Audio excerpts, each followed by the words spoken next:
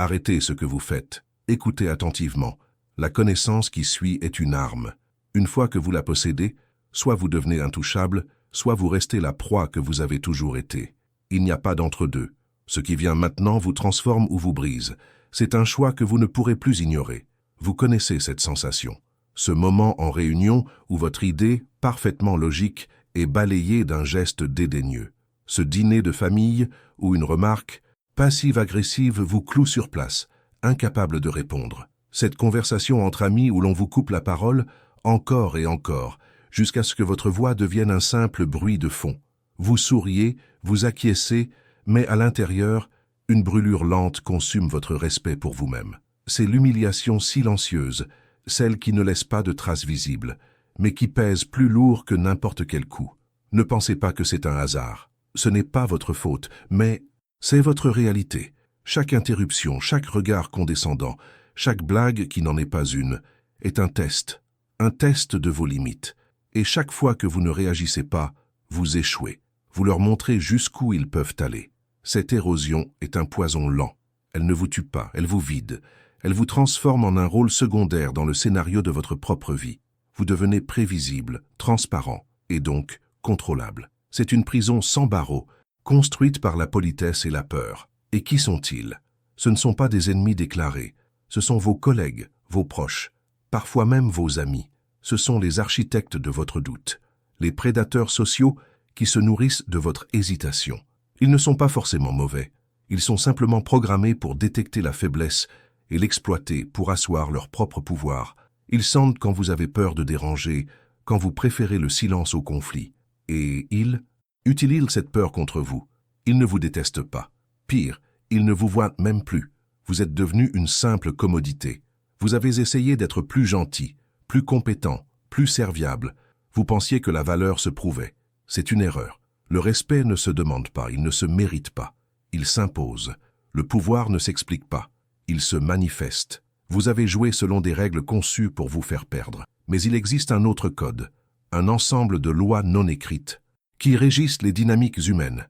Un code qui ne repose pas sur ce que vous dites, mais sur ce que vous ne dites pas. Un code qui transforme la peur des autres en votre autorité personnelle. Pourquoi certains sont-ils toujours respectés sans dire un mot, tandis que vous devenez une cible? La raison pour laquelle vous êtes une cible est simple. On vous a menti. On vous a dit d'être aimable, de travailler dur, de prouver votre valeur. C'est le code des moutons, conçu pour que le troupeau reste docile. La gentillesse est perçue comme une faiblesse. La compétence sans autorité n'est qu'un outil au service des autres. Vous avez joué selon les règles d'un jeu truqué, un jeu où votre soumission est la condition de votre participation. Il est temps de brûler ce livre de règles. Il existe une autre voie, un code souterrain qui gouverne le pouvoir réel, un code qui ne récompense pas l'effort, mais la maîtrise psychologique. Il y a 5 siècles, un homme a écrit la vérité crue sur le pouvoir. Son nom était Machiavel. On vous a appris à le craindre, à le voir comme un tyran. C'est une autre manipulation pour vous tenir à l'écart de ses secrets. Machiavel a dit qu'il est plus sûr d'être craint que d'être aimé. Les naïfs entendent cruauté. Les initiés comprennent contrôle. L'amour est une monnaie faible, dépendante de l'humeur des autres. La crainte, ou plus subtilement, le respect teinté d'incertitude, est une forteresse. C'est une ancre dans la tempête des émotions humaines. Aujourd'hui, cette vérité est plus pertinente que jamais. Être aimé, c'est être prévisible. C'est donner aux autres la carte de votre esprit, les clés de vos faiblesses. Ils savent comment vous faire plaisir. Donc, ils savent comment vous manipuler. Le respect qui frôle la crainte, c'est différent. C'est devenir une énigme. Quand ils ne peuvent pas vous lire, ils ne peuvent pas vous anticiper. Quand ils ne peuvent pas vous anticiper, ils ne peuvent pas vous contrôler. Ils commencent à douter, d'eux-mêmes, pas de vous. Leur pouvoir psychologique s'érode, le vôtre se solidifie. Vous ne jouez plus sur leur échiquier, vous devenez l'échiquier. En appliquant les principes qui vont suivre, vous n'allez pas juste paraître plus confiant, vous allez incarner l'autorité. Vous deviendrez cette personne dans la pièce dont le silence pèse plus lourd que les discours agités des autres, celui dont on cherche l'approbation du regard avant de prendre une décision, celui dont on ne teste plus les limites, parce qu'on devine qu'elles sont défendues par une intelligence froide et implacable. Votre présence seule deviendra une déclaration de pouvoir. Les mots deviendront un outil que vous choisirez d'utiliser ou non. Votre volonté sera la nouvelle gravité dans la pièce. Mais je dois vous avertir, une fois que vous voyez les ficelles, vous ne pouvez plus ignorer le théâtre. Cette connaissance est irréversible. Apprendre ce code, c'est comme apprendre à voir dans le noir. Au début, c'est déroutant, mais bientôt, vous distinguerez les formes que les autres ne voient pas. Vous verrez les intentions cachées derrière les sourires, les tests de pouvoir déguisés en questions innocentes. Retourner à la naïveté sera impossible. Vous ne subirez plus jamais une conversation. Vous la dirigerez. C'est une nouvelle perception du monde, une perception définitive. Le secret n'est pas dans ce qu'ils disent, mais dans ce que vous décidez de ne pas dire. Voici le code. Pas une liste de conseils, mais un système d'armes psychologiques. Apprenez-les, intégrez-les. Elles ne sont pas faites pour être débattues, mais pour être appliquées. Chacune est une lame. Votre seule tâche est d'apprendre à la manier avec une précision froide. Ne vous excusez jamais de vous défendre. Le monde n'est pas un lieu de discussion, c'est une arène. Et dans l'arène, ce sont les mieux armés qui dictent les règles. Ces principes sont votre arsenal. La plupart des gens passent leur vie à réagir. Vous allez apprendre à anticiper et à dicter. Voici la première loi de ce nouveau code. Premier principe. Le silence de gravité. La psychologie derrière cette technique est d'une simplicité brutale. La nature humaine a horreur du vide. Un silence intentionnel, maintenu une seconde de trop après une attaque verbale ou une question piège, crée un vide psychologique insupportable pour votre interlocuteur. Son esprit, programmé pour chercher la connexion et la résolution, panique. Il se sentira obligé de combler ce vide, le plus souvent en se justifiant, en reformulant, en révélant ses véritables intentions, ou mieux encore, en se rétractant. Le silence transfère la pression de vous vers lui. Vous ne dites rien, et pourtant, vous le forcez à s'exposer. C'est une armure passive qui devient une arme offensive. Imaginez cette scène. Un collègue, devant 3 autres personnes, lance « Ton approche sur ce dossier est complètement à côté de la plaque. L'instinct, celui du mouton, c'est de se défendre. Non parce que... Laisse-moi t'expliquer. Erreur. À la place, vous le regardez. Pas avec colère, avec une neutralité clinique. Vous ne dites rien pendant 3 longues secondes. Le silence s'installe. Les autres deviennent mal à l'aise. Votre collègue, qui s'attendait à un combat, se retrouve seul face à un mur. Il va bafouiller. Enfin, je veux dire, il y a peut-être des points à revoir. Il vient de se neutraliser lui-même. Votre action, ne faites rien. Votre regard est l'arme. Leur malaise est le poison. Deuxième principe, l'ancrage du territoire. Le pouvoir est physique avant d'être verbal. Votre corps communique en permanence avec le cerveau reptilien des autres, cette partie primitive qui ne comprend que les signaux de dominance et de soumission. Occupez l'espace avec calme, avec des gestes lents et délibérés, une posture ouverte. Envoie un message clair. Je suis en contrôle. Je n'ai pas peur. Ce territoire est le mien. Ceux qui s'agitent, parlent, vite, ont des gestes saccadés, trahissent leur nervosité et leur statut de subordonné. Votre corps parle une langue que leur esprit conscient ne peut pas contredire. L'autorité se manifeste physiquement avant de se prononcer. Vous entrez dans une salle pour une réunion importante. Ne vous précipitez pas sur la première chaise vide. Restez debout une seconde. Posez votre mallette lentement sur la table. Observez la pièce, les gens, comme si vous évaluiez votre domaine. Puis, choisissez votre place, non pas comme un invité, mais comme l'hôte.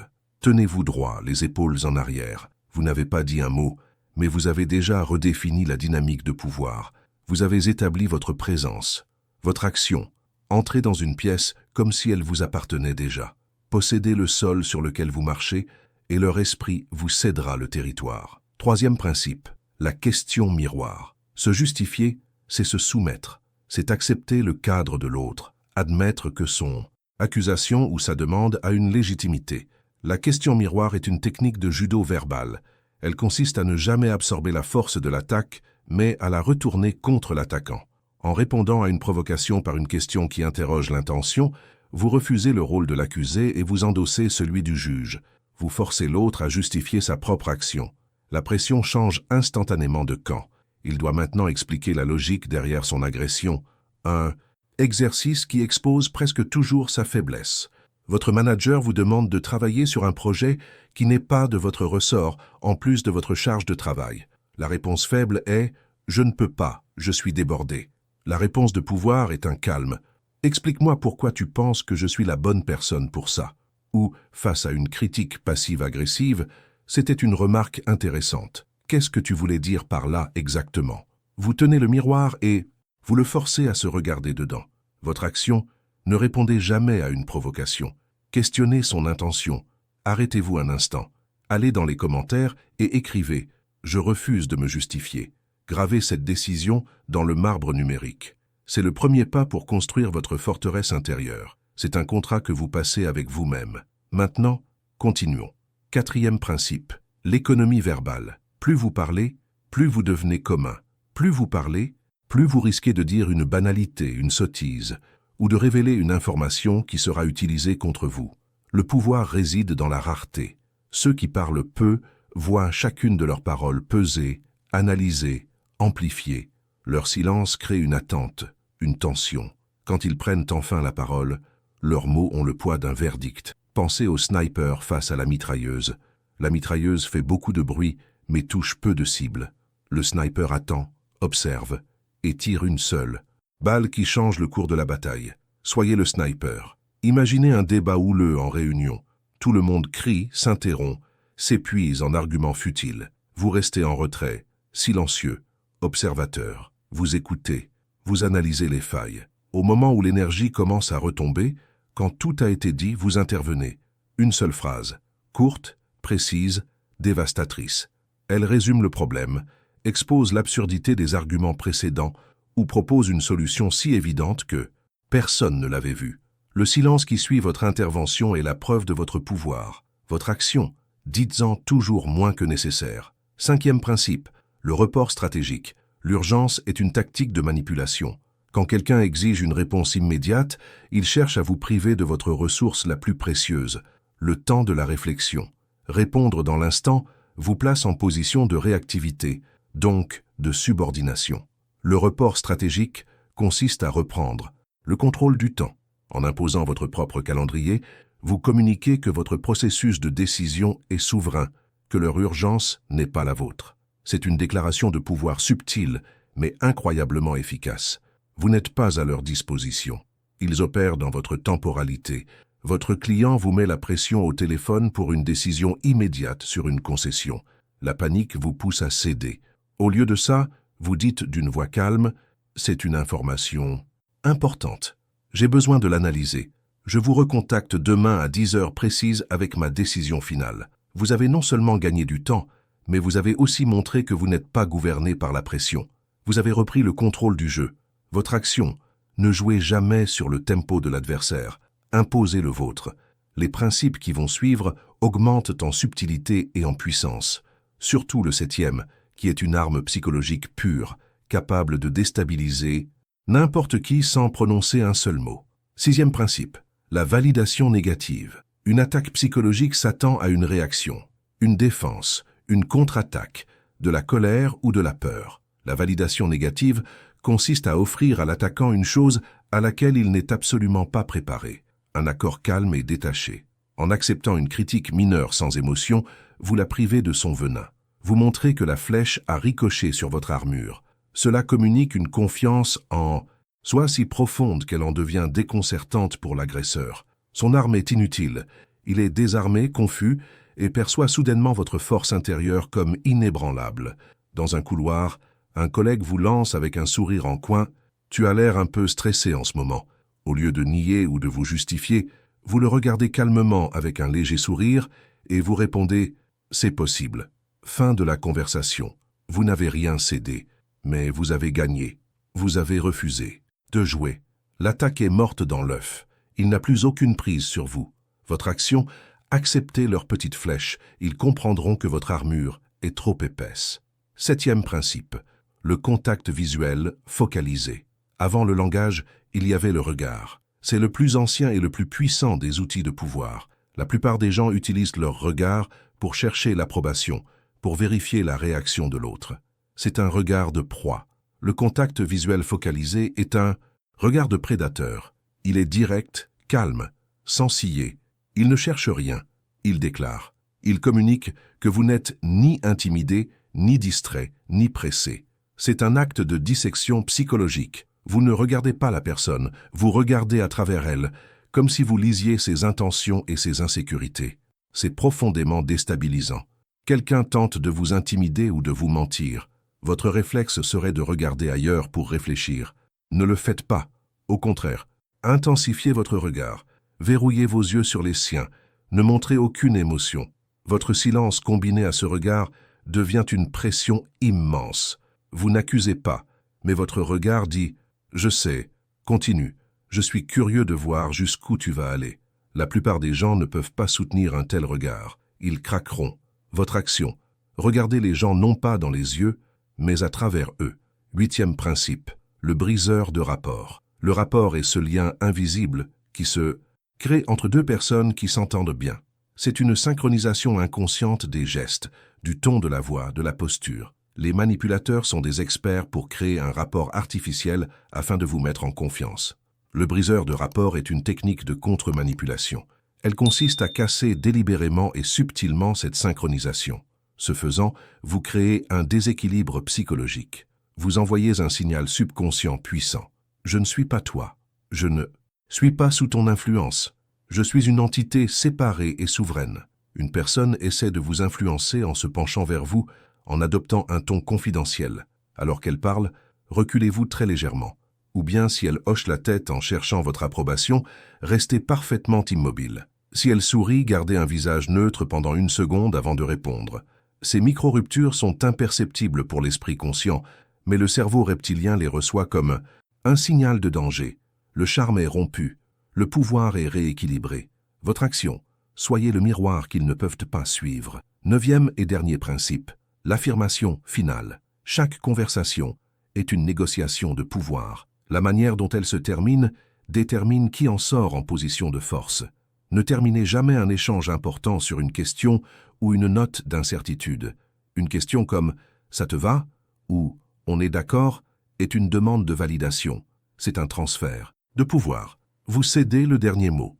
L'affirmation finale consiste à clore la conversation sur vos propres termes, avec une déclaration qui ne laisse aucune place à l'ambiguïté. Vous ne demandez pas la permission. Vous définissez la réalité. Après une discussion difficile pour mettre fin à un désaccord, ne demandez pas « Est-ce que c'est clair pour toi maintenant ?» Dites « Je suis satisfait que nous ayons clarifié ce point ». Au lieu de « Je peux compter sur toi », affirmez « Je sais que je peux compter sur toi pour gérer ça ». Vous ne laissez pas la porte ouverte au doute. Vous la fermez et vous êtes celui qui tient la clé.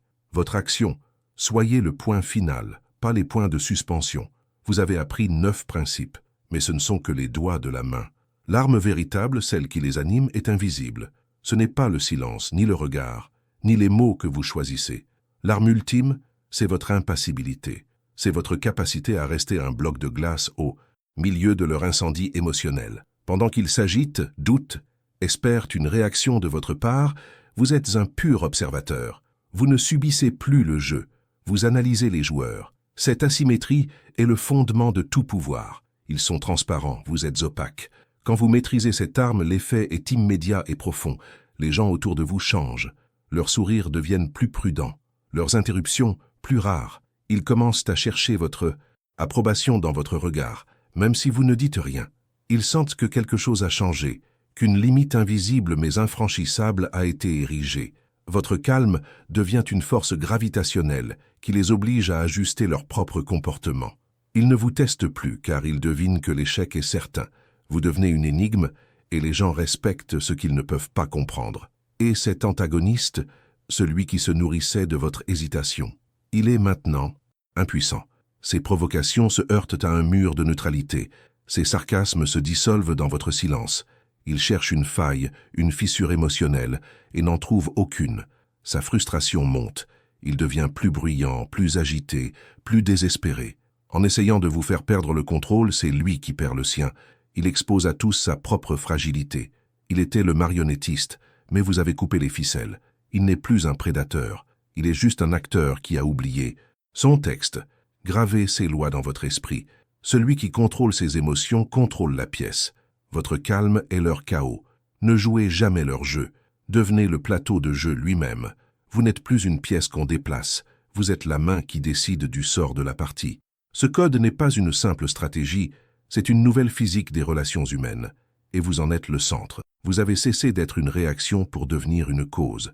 C'est une responsabilité immense. Et, maintenant que vous avez ce pouvoir, que ferez-vous avec? Vous n'êtes plus la même personne qui a commencé à écouter. Regardez-vous. Votre posture a changé, même assis. Votre regard est plus stable. Le doute qui rongeait vos pensées a été remplacé par une certitude froide. Vous êtes devenu une forteresse. Les attaques qui vous blessaient hier ricochent désormais sur vos murs. Votre calme n'est plus une absence de réponse, c'est une arme de dissuasion.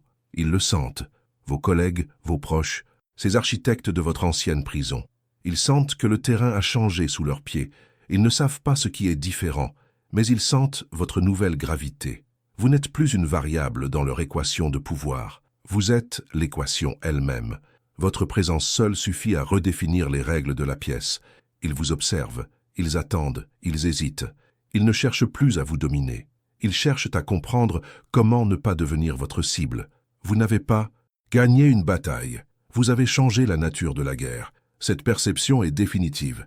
Il n'y a pas de retour en arrière. Vous ne pourrez plus jamais avoir une conversation innocente. Derrière chaque mot, chaque sourire, chaque question, vous verrez désormais la mécanique cachée, la danse subtile du pouvoir. Ce code n'est plus un outil que vous utilisez, il est devenu le système d'exploitation de votre esprit. Ignorer les intentions des autres est maintenant aussi impossible que d'ignorer la gravité. Cette lucidité est un fardeau pour les faibles, mais c'est une couronne pour ceux qui l'acceptent. Vous ne subissez plus le monde, vous le déchiffrez, vous êtes passé de l'autre côté du miroir. Bienvenue dans la réalité. La naïveté était une prison confortable.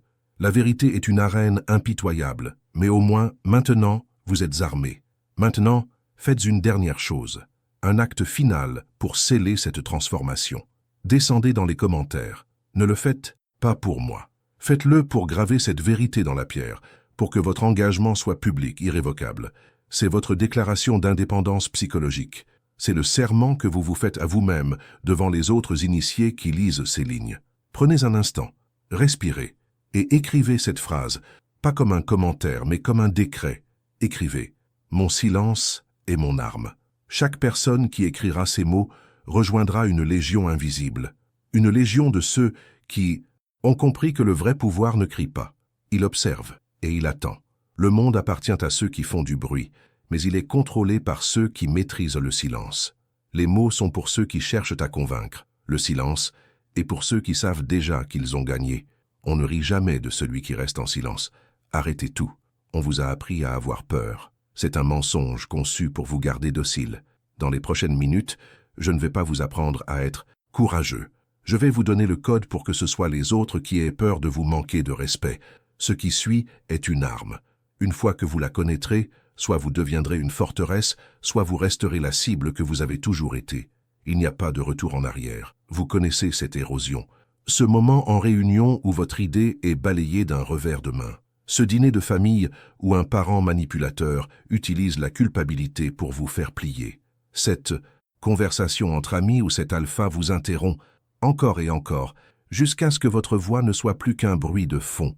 Vous souriez, vous acquiescez, mais à l'intérieur, une brûlure lente consume votre estime. C'est l'humiliation silencieuse, celle qui vous grave dans l'esprit que vous êtes et resterez un second rôle dans le scénario de votre propre vie.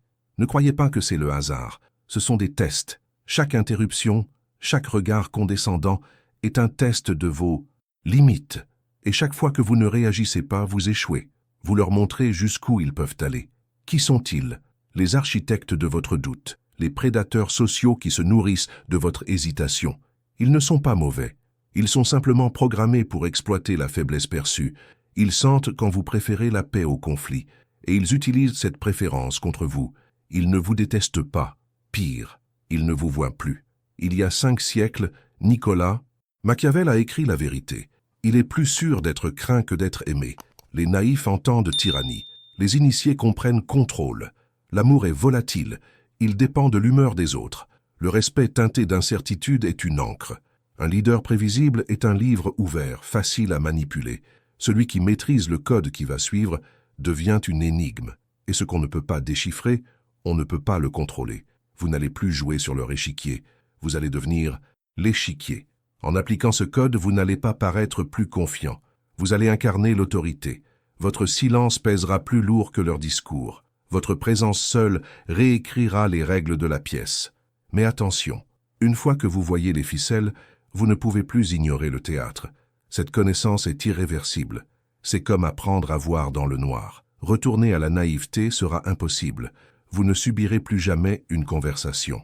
Vous la dirigerez. Voici le premier principe de ce nouveau code. Premier principe, le silence de gravité. La nature a horreur du vide. Un silence intentionnel, maintenu 3 secondes après une attaque verbale, crée un vide psychologique insupportable. L'autre, programmé pour chercher une réaction, panique. Il se sent obligé de combler ce vide, le plus souvent en se justifiant, en se rétractant, en révélant ses véritables intentions. Le silence transfère la pression de vous vers lui. Imaginez, un collègue critique votre travail devant tout le monde. L'instinct est de se défendre. Erreur. À la place, fixez-le, pas avec colère, avec une neutralité clinique, sans un mot. 3 secondes. Le malaise s'installe. Il s'attendait à un combat, il se retrouve face à un mur. Il va bafouiller, se neutraliser lui-même. Votre action, regardez, écoutez et laissez leur malaise faire le travail. Deuxième principe, l'ancrage du territoire. Le pouvoir est physique avant d'être verbal. Votre corps communique avec le cerveau, reptilien des autres. Occuper l'espace avec calme, avec des gestes lents et une voix posée, envoie un signal de dominance. Ceux qui s'agitent trahissent leur nervosité. Vous entrez dans une pièce pour une négociation. Ne vous asseyez pas tout de suite. Prenez un instant. Observez la salle comme si vous en étiez le propriétaire. Puis, choisissez votre place. Vous n'avez rien dit, mais vous avez déjà pris le contrôle. Votre action, possédez le sol sur lequel vous marchez. Le reste suivra. Troisième principe, la question miroir. Se justifier, c'est se soumettre. C'est accepter le cadre de l'autre. La question miroir est un judo verbal. Elle retourne la pression à l'expéditeur. Vous refusez le rôle de l'accusé pour endosser celui du juge. On vous fait une demande déraisonnable. La réponse faible est « je ne peux pas ». La réponse de pouvoir est un calme « pourquoi est-ce que je ferais ça ?» Ou face à une critique passive-agressive, répète ça « je veux être sûr d'avoir bien compris ». Vous le forcez à entendre sa propre absurdité. Votre action, ne répondez jamais à une provocation. Questionnez son intention. Arrêtez-vous, allez dans les commentaires et écrivez « ma présence est mon pouvoir ». C'est un contrat que vous passez avec vous-même. C'est votre première déclaration d'indépendance. Quatrième principe, l'économie verbale. Plus vous parlez, plus vous devenez commun. Plus vous parlez, plus vous risquez de dire une banalité. Le pouvoir réside dans la rareté. Ceux qui parlent peu voient chacune de leurs paroles amplifiées. Leur silence crée l'attente. Quand ils parlent enfin, leurs mots ont le poids d'un verdict. Dans un débat, laissez les autres s'épuiser. N'intervenez qu'une seule fois. Une phrase courte, précise, qui détruit ou résume tout ce qui a été dit. Le silence qui suit est la preuve de votre victoire. Votre action, dites-en toujours moins que nécessaire. Cinquième principe, le report stratégique. L'urgence est une tactique de manipulation. Répondre dans l'instant vous place en position de subordonné. Reprendre le contrôle du temps montre que vous opérez selon votre propre agenda. Votre patron exige une réponse immédiate. Répondez « J'ai besoin d'analyser ça. Je te donne ma réponse demain à 10 heures. » Vous avez gagné du temps et affirmé votre souveraineté. Leur urgence n'est pas la vôtre. Votre action. Ne jouez jamais sur le tempo de l'adversaire. Imposez le vôtre. Les techniques qui suivent sont plus subtiles. Attention, une fois que vous maîtriserez la technique numéro 7, vous ne verrez plus jamais les conversations de la même manière. Il n'y a pas de retour en arrière. Sixième principe, la validation négative. Une attaque psychologique attend une réaction défensive. En acceptant une critique mineure avec un détachement total, vous la privez de son venin. Vous montrez que la flèche a ricoché sur votre armure. Cela communique une confiance si profonde qu'elle en devient déconcertante. Quelqu'un vous lance « Tu as l'air fatigué aujourd'hui ». Au lieu de nier, répondez avec un léger sourire « C'est possible ». Fin de la conversation. L'attaque est morte. Il n'a plus aucune prise. Votre action, acceptez leurs petites flèches. Ils comprendront que votre armure est trop épaisse. Septième principe, le contact visuel focalisé. Avant le langage, il y avait le regard. La plupart des gens l'utilisent pour chercher l'approbation. C'est un regard de proie. Le contact visuel focalisé est un regard de prédateur. Il est direct, calme, sans ciller. Il ne cherche rien. Il déclare « Vous ne regardez pas la personne, vous regardez à travers elle, comme si vous lisiez ses insécurités. C'est profondément déstabilisant. Quelqu'un essaie de vous mentir. Intensifiez votre regard. Verrouillez vos yeux sur les siens.